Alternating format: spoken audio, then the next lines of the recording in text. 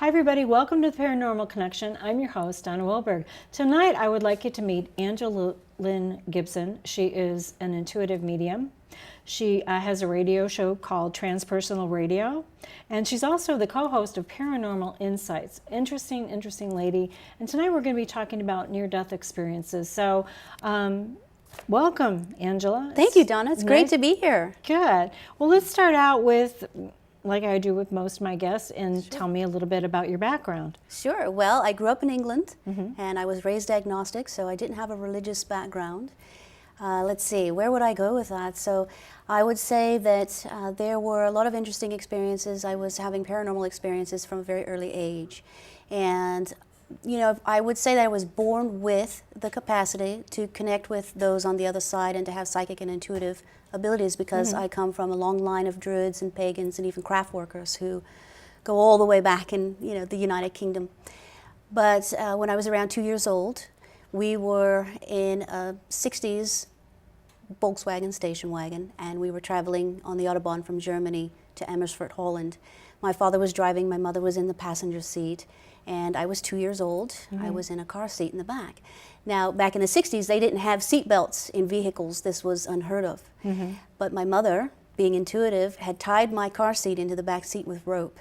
Wow. And so as we're going on the Autobahn, which, as you know, no speed limit, we were in a high-speed accident. Both my mother and my father went through the windscreen.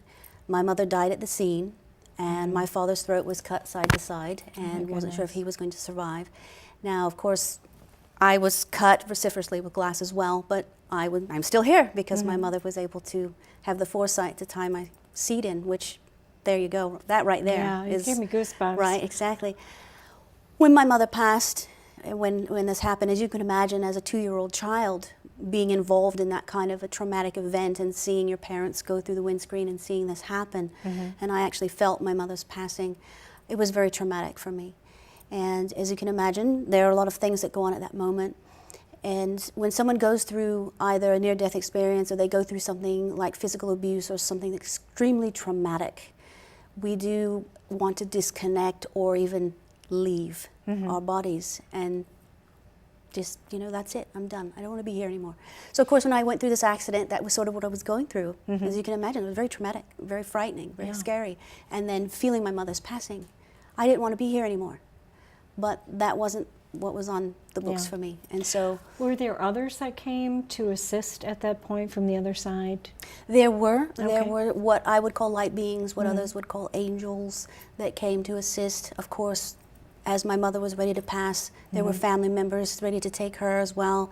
But at that moment, she also understood that I was getting ready to step out. And so what happened is, it's a term that not a lot of people are familiar with, but it's called a walk-in.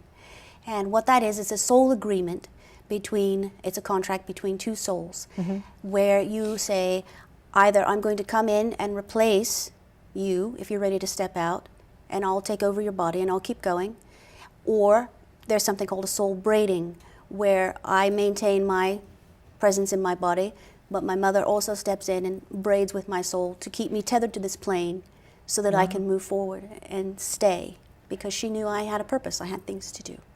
So that's what happened at that moment. I had what's called a walk-in.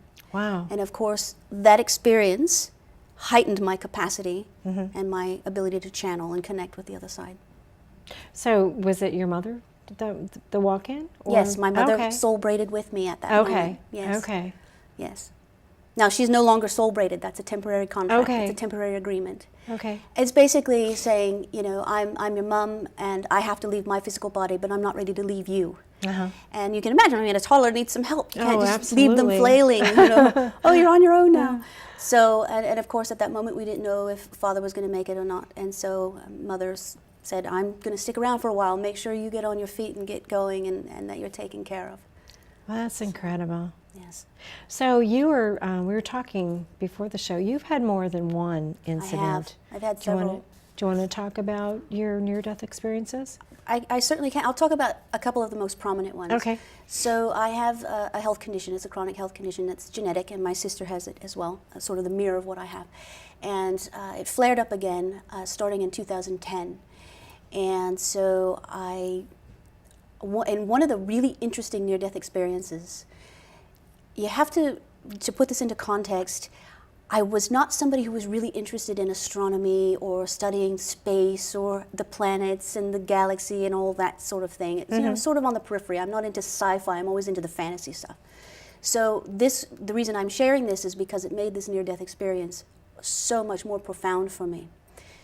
When I was going through one of my episodes and I was slipping out, this one was very different for me because there, you know, you think, well, is it lucid dreaming or is it something like that? No, and this is how I know the difference, because as I'm stepping into this moment where I'm going out of my body, all of a sudden it was like time just sped up, and I could just see, and I could see myself rising up through the stratosphere and on Earth going behind me, and I see before me space open. Wow. And I just remember being absolutely in awe, thinking, wow, this is what space looks like? This is what I'm, you know, been ignoring. The same moment was this absolute envelopment of bliss and peace. And it's really difficult to describe in words, but when we're in our physical form, we can only see forward where we're looking. But when you're out of body in spirit form, it's 360. It's everything all at once. Oh man! Wow. You can just you have the capacity to absorb all that, and you have the capacity to communicate. But it's all telepathy. There's no speech because there's no body, but there's still communication. So I was able to look around and see this vastness of space.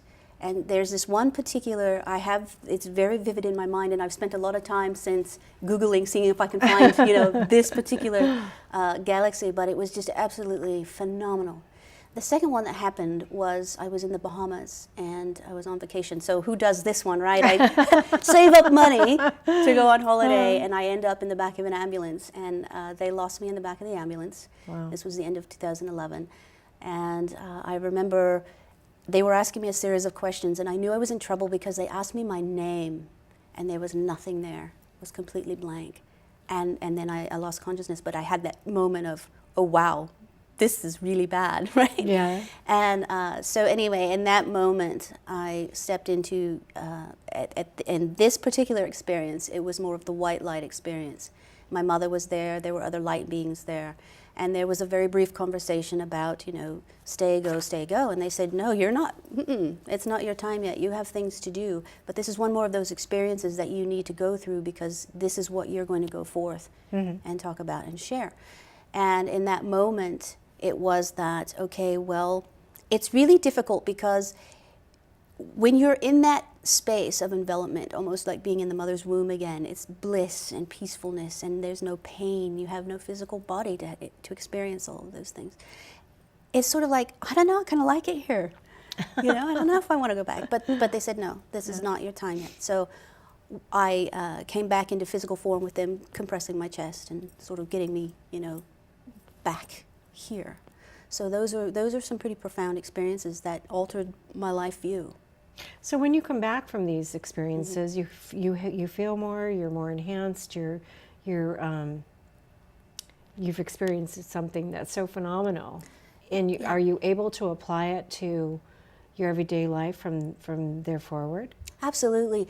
I had someone ask me one time, does this change your religious views? Because I don't consider myself a religious person. They said, did this experience or these experiences change your religious view? And I said, not really. What it did, though, is it gave me a much more profound, I just absolutely take each day and really live each minute as if it's my last. And you hear all of these cliches, live each day like it's your last because one day it will be, or take time to smell the roses, and all of these things. But when you go through a near-death experience and you come back into physical form, you go, wow, that becomes absolutely real. And you absolutely take each day. You don't take anything for granted. You value every moment you have. When I get up each morning, even if I'm feeling bad, even if I have a cold or I'm not in top form, I am so excited. I woke up this morning, I'm still here, what am I going to do today? Yeah. I have a new sense of adventure, and every day is just, wow, what's going to happen today? It changes your life view.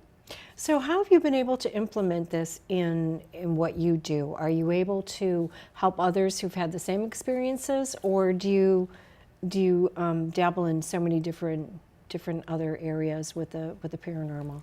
Well, I've been a dabbler all my life because I'm fascinated with it, right? Yeah, we'll get to that, because you've done a lot of things. Yes, but I do absolutely.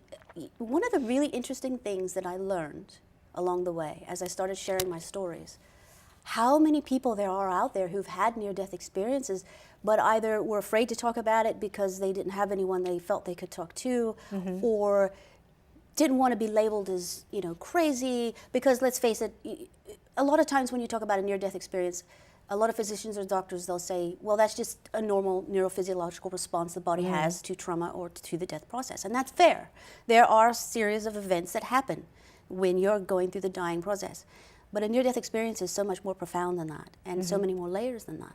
So when I was out there and I started sharing my story, and I started talking about walk-ins, and I started talking about near-death experience and the connection of that with increased psychic ability, I was amazed at the reception, and people want to know more, because there are a lot of people out there, and they're looking for a group that says, please validate my experience, what I went through. So that's going forward a lot of what I do. Of course, being in an intuitive medium, I help people connect with people on the other side, or I help people cross that need to cross. But I'm also able to talk from the aspect of having stepped into both worlds. The afterlife is real. And that was so important and profound for me, because being a scientist, I always want to say, well, perhaps we're all delusional and this is something we tell ourselves to make ourselves feel better. But I've had way too many experiences that have validated that the afterlife is real. And death is nothing to fear. It's simply a transition into another form, which is fascinating to me as a scientist. I'll bet. So let's talk about your background as a scientist. And you've dabbled in the medical field and the scientific field. Yes. So talk about those things. Well, it's really funny because, again, I was raised agnostic, didn't have a very strong religious background until I moved to the States with my grandmother, who was Baptist, and that's a whole different story. So talk about a transition. But I was still having these experiences, and I didn't want to be the weird kid. I didn't want to be the weirdo, right? So I started really repressing that. And then with my Baptist grandmother, I also started repressing. I started repressing who I was at my core. Because if you follow a traditional fundamentalist Christian religion, you're not allowed to dabble in mediumship. You're not allowed to do all these things, which is sort of silly because that's exactly what Jesus did. Yeah. That's a whole nother story.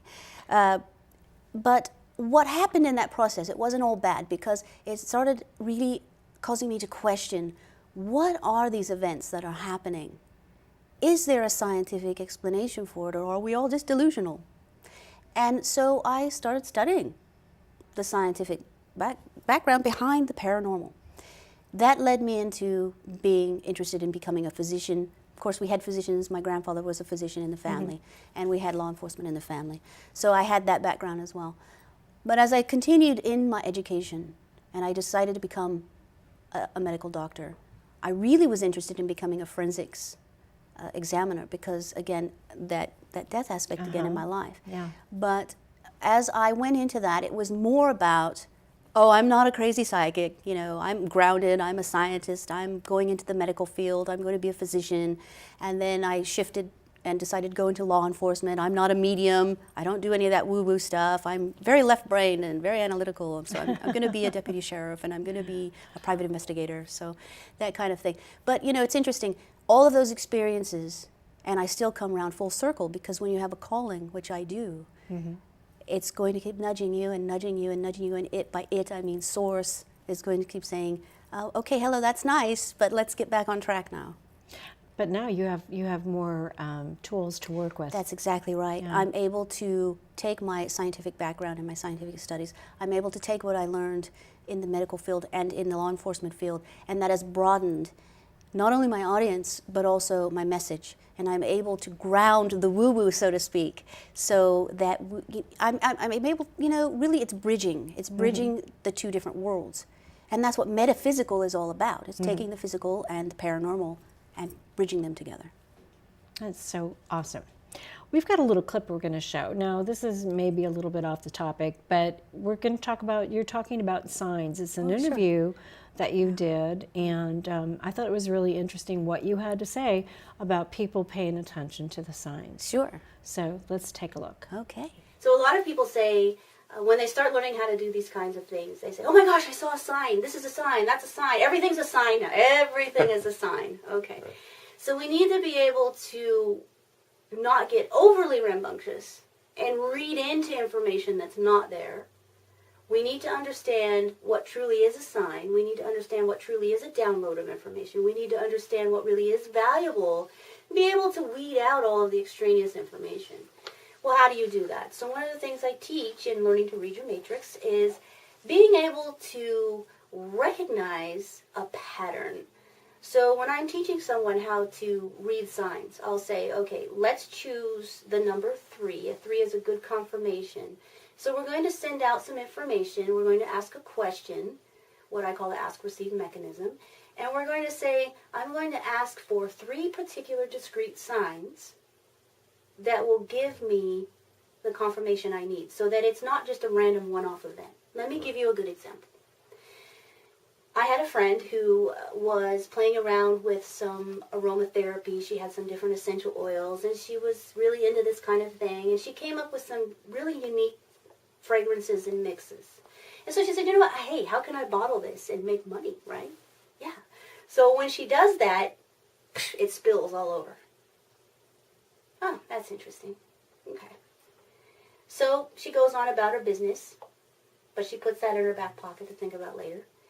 And at a later point, she's in the store, she's shopping, and she sees some essential oils, and the thought comes to her again. Wow, I wonder, how could I put all this together so that I could make money doing this? And drops in the store, there it goes all over the floor. She says, oh, number 2. Okay. So you can imagine this happens a third time, comes up again, and bottle falls, it breaks, she spills stuff everywhere. Third sign, well, that's pretty distinct. That's a download of information that says, you're not supposed to be doing this for money. This is not your path. This is not what you're supposed to be doing. So, okay, that's very clear. And so you can follow your intuition. Okay. So, Angela, when you do a reading, do your readings kind of supersede what other mediums do or other psychics do? What do you offer your clients that other mediums or psychics don't? Okay, well, I wouldn't say my work supersedes anyone else's work because everyone has their own way of connecting with their clients. I would say that I have a unique perspective because I come from a corporate background, a law enforcement background, a medical background, a scientific background, and I have had all these metaphysical experiences happening all my life. So, I have a unique perspective, I have a unique story. My way of working with divine coder or source or creator or God or however that you want to label is just being a channel. And so it's really not about me in the end. It's about me getting out of the way and allowing the message to come through in whatever way the client needs to hear that message so that they can move forward in their life, so they can have closure and so they can have joy and prosperity. So the way I work literally would just be channeling. So whether it's channeling source, whether it's channeling a loved one who's crossed over, or whether it's channeling my spirit guides, getting with my client's spirit guides and having the team conversation, I'm the messenger, I'm the facilitator. And that's really what it's all about for me. What about other entities? There have been other entities that come through. And I'm glad you brought that up, actually. A lot of people, when they start dabbling, and I like that word, that's the word for tonight, a lot of people, when they start dabbling in the paranormal or the metaphysical, they don't have a lot of foundation, they don't have a lot of grounding. And so what they do is they either open portals within themselves or they open portals within their homes that will allow a lower level. And I'm glad you brought that up, actually. A lot of people, when they start dabbling, and I like that word, that's the word for tonight, a lot of people, when they start dabbling in the paranormal or the metaphysical, they don't have a lot of foundation, they don't have a lot of grounding. And so what they do is they either open portals within themselves or they open portals within their homes that will allow lower level frequency entities to enter the realm. Now, a lot of people would call those demons, or they would call them, something really horrific like that. I don't really subscribe to that. The way I look at it is, in this lifetime in physical form, you have people who choose to live a life of crime, or they choose to have a a lower frequency behavior. So we would call it a lower consciousness functioning. When someone passes over, they take that personality with them. So those are the kind of entities that you're dealing with.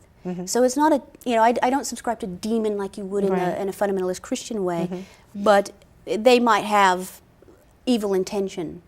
And so you've got to be careful when you're dealing with these kinds of things that you're doing it properly, so you're not allowing those kind of entities or frequencies either to be around you or to be in your home. So it is important to pay attention to a proper protocol when you're opening yourself to channel and when you're opening your home. It's very important to watch that. That sounds good. Good advice. What about astral beings? Astral beings are what I would refer to as light beings. Okay. And so here's what I'm going to say about that just briefly, because it's really fascinating to me. Whether you're talking about angel energy or you're talking about extraterrestrial energy or you're talking about light being energy, to me that's sort of all the same thing. Okay. It's just that we're using different labels to try to take something really complex that we don't fully understand yet and put it into a language that we can communicate with one another about this topic.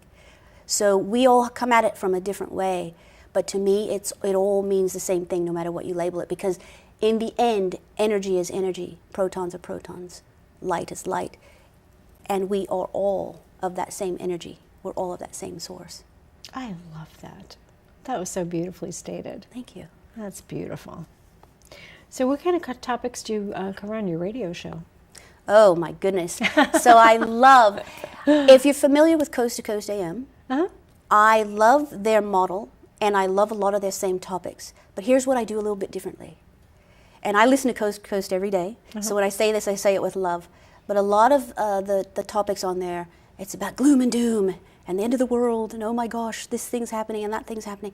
I like to look at a lot of the same topics, but instead I like to say, what can we do differently and how can we shift our consciousness differently so that we can become self-empowered with this knowledge and shift the energy instead of being stuck in this scarcity or lack or doom or all these kinds of things. So it's all about, for me, looking at the paranormal, or looking at some of the conspiracy theories, or looking at what's happening in current events, but then saying, what do we need to do to shift our consciousness, to shift the energetics of the earth? I love it. Can you believe we're almost out of time? No, I can go on for another hour. I know. Well, why don't you give your information so people know how to contact you? Absolutely. Perfect. So I can be reached at my website, which is AngelaLynneGibson.com, or people can call me at 916-952-7212, or email me at Angela@AngelaLynneGibson.com. I'm also co-host of Paranormal Insights, as we talked about before, with Joseph Ernest Martin. And they can just Google Paranormal Insights, Joseph Ernest Martin, Angela Lynne Gibson, Marcus Thorndike, and they'll be able to find all the past seasons online. And I would also like to talk about my Transpersonal Radio show that we talked about a little bit, and that's at transpersonalradio.com. Wonderful. Well, hopefully we got all that up on the screen. Yes. Okay, let's talk a little bit about the Paranormal Connection, shall we? The Paranormal Connection airs the first and third Thursday at 9:30 p.m. Pacific Standard Time. Our companion show, Story Connection, airs the second and fourth Thursdays of each month. Each episode repeats the following Friday at 1:30 p.m. and Saturday at 5:30 a.m. Watch these programs online at the same air times by going to accesssacramento.org and clicking Watch 17. In the Sacramento region, you can see us on Comcast Channel 17 and on AT&T Channel 99. You can find previously aired shows on the Paranormal Connection YouTube channel. For information on upcoming shows and previous Paranormal Connection guests, go to paranormalconnectiontv.blogspot.com. You can contact us at paranormalconnectiontv@gmail.com. And don't forget, find us on Facebook, become a friend, and become a fan. Angela, in the few minutes that we have left, and it's just killing me that we're running out of time, what would you like to impart to people that are watching the show tonight? I think really what I want to talk about as sort of a segue and parting words, the idea of the guru, to me, is over. This is about teacher and student in a symbiotic relationship. And it's about people becoming self-empowered once again and taking their power back and knowing that they have divinity within themselves. and knowing that they have psychic abilities and intuitive abilities, that they are able to connect with divine code or God all on their own. Maybe they need a little guidance to get started, maybe they need a little help, but to me, my message, become self-empowered with your own divinity. Now, do you have tips and techniques that you go about accomplishing that with? Absolutely. There's a lot to go into right now. I do teach a lot of classes all about the basic foundations of psychic versus intuitive, beginning meditation skills, responsible mediumship. This is where we talk about the lower level frequencies. But really, it's about not being afraid to ask questions, first of all. Not being afraid to do that search and start going out there with your feeling self and finding what is the path that speaks to me. Great. Do you have any workshops coming up? I do. I actually have a workshop on walk-ins and near-death experiences that I'll be offering soon. And I am also offering a workshop for other psychics and mediums who would like to attract high-paying clients and get their business into a sustainable model. So that'll also be coming up at the first of the year. Great. You're just a wealth of information. I love you've done so many different things. You're like this whole big dynamo package. It's just super. Okay, well, it's been a real pleasure meeting you, talking with you, and I wish you the greatest luck with your endeavor on this planet, because you're just so special. Thank you so much for having me, Donna. You're It's welcome. been a pleasure. And I'd like to thank my crew, Lisa and Greg and Laura and Ted. Thank you so much for coming out and making sure that this show happens. Without you, we couldn't do it. So you're all a blessing, and this is going to be a good year for everybody, right? Absolutely, no question. Okay. No well, question. thank you, everybody. Good night.